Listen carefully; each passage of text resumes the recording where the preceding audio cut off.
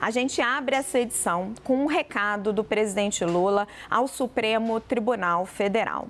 Lula avisou aos ministros que vai indicar o advogado Cristiano Zanin para a vaga no STF muito em breve. O nome do advogado é o escolhido por Lula para ficar com a vaga do ministro Ricardo Lewandowski, que se aposentou no mês passado. Eu apurei essa informação com fontes no STF e fontes no Planalto.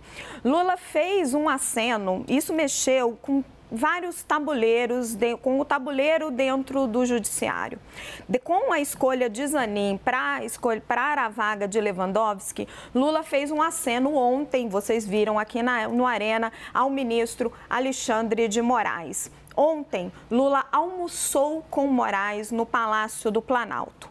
Lá, neste almoço, Lula comunicou a Moraes que estava escolhendo os dois ministros do TSE que foram anunciados, o ministro Floriano e o ministro André Ramos, dois nomes defendidos por Moraes. Era um gesto para Moraes, um gesto de apoio, já que ele ia desagradar Moraes na indicação ao STF. O nome preferido do ministro Alexandre de Moraes é o do ministro Luiz Felipe Salomão, o Corregedor Nacional de Justiça.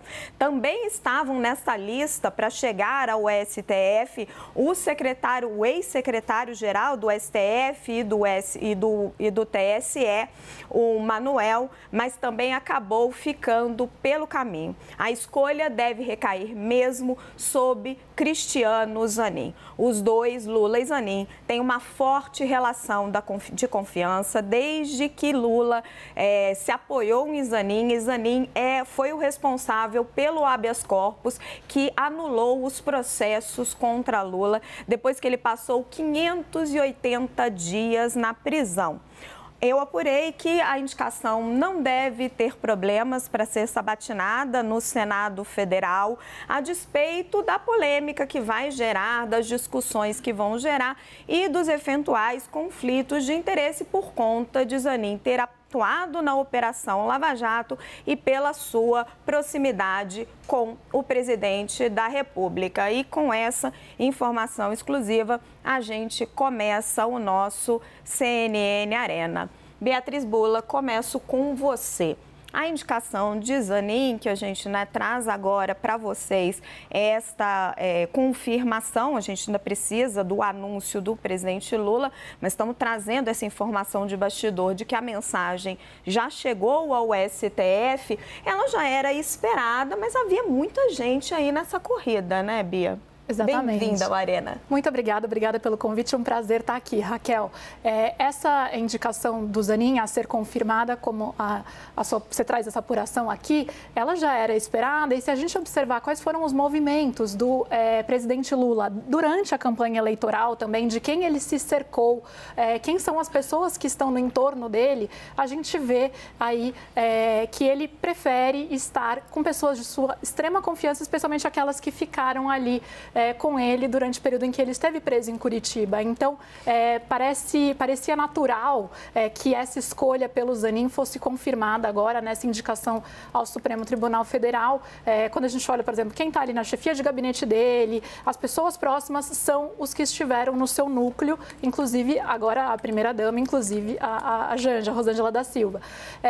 Mas, claro, você diz que tinham muitos nomes no páreo, se esperava que o Lewandowski tivesse algum tipo de força nessa indicação, e isso colocaria o Manuel Carlos de Almeida Neto, portanto, como um favorito.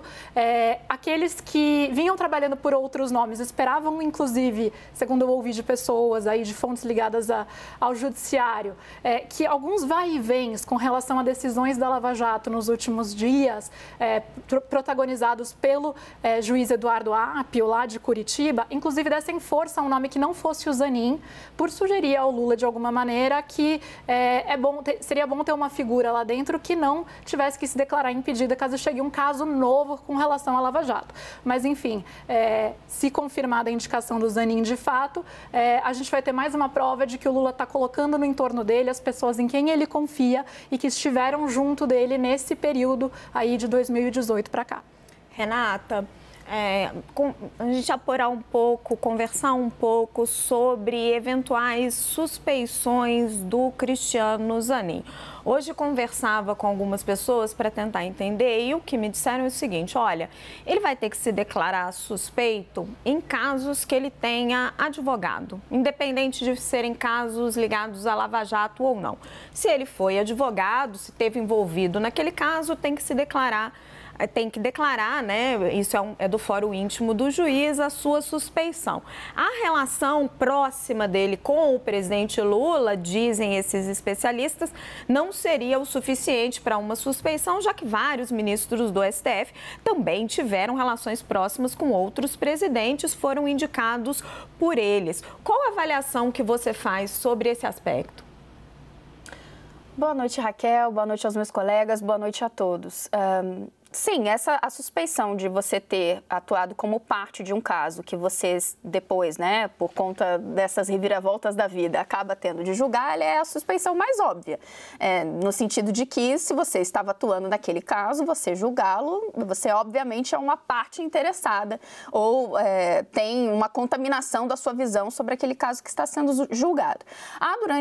Já há muito tempo, e volta e meia a gente vê vozes na própria sociedade, no meio jurídico, questionando se não deveria haver um entendimento mais rígido por parte dos ministros de se colocarem como suspeitos em outros casos, em casos que eles tenham uma ligação, ainda que eles não tenham atuado como advogados, que seria o caso de Cristiano Zanin. Mas, de fato, você trouxe o ponto. Se não tem sido um expediente usado, não se espera que Cristiano Zanin, uma vez na corte, se valha dele, porque se a gente for parar para pensar, não vou nem citar André Mendonça, ministro, que foi ministro de Bolsonaro agora, mas Dias Toffoli foi ministro de Lula, atuou em diversos casos. A gente for pegando ali todas as indicações, a gente vai ver ao longo do histórico do STF situações como essa. E isso não tem sido usado pelos ministros como um argumento para que eles se afastem de julgar os casos. Então, não esperaria que Zanin assim o fizesse. Isso não afasta as muitas críticas que surgirão. Primeiro, do fato, sim, de Lula indicar alguém que atuou na sua própria defesa. É diferente um pouco de alguém que foi seu ministro na Advocacia Geral da União, de alguém que foi seu advogado pessoal, que é o caso. O fato de ele ter visões externadas sobre diversos casos em andamento no Supremo Tribunal Federal e ter digamos, uma visão de mundo já muito bem conhecida.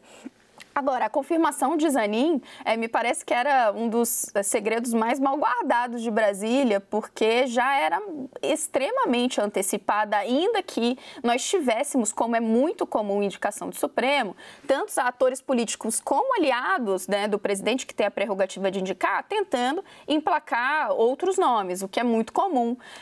Mas essa indicação da predileção de Lula por Cristiano Zanin, ela já era tida, já era falada, inclusive comentada por aqueles que estavam tentando ser ali postulantes a esse cargo. A questão toda era o timing, como Lula ia encaminhar, quando.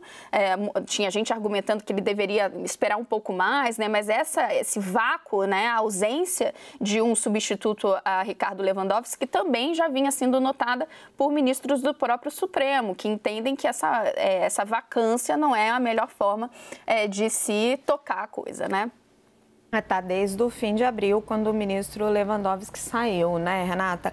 Tainá, conversando no Senado, não parece que Zanin vai enfrentar dificuldades. Você fala com os senadores, principalmente ali do Centrão, da base governista, questionam, olha, e o envolvimento dele por ter sido advogado de Lula? E a gente sempre escuta, olha, no Supremo, né, já teve de tudo, tem gente ligada às várias diversas forças políticas e quando chega no STF, assumiria um papel institucional. O que você escuta no parlamento?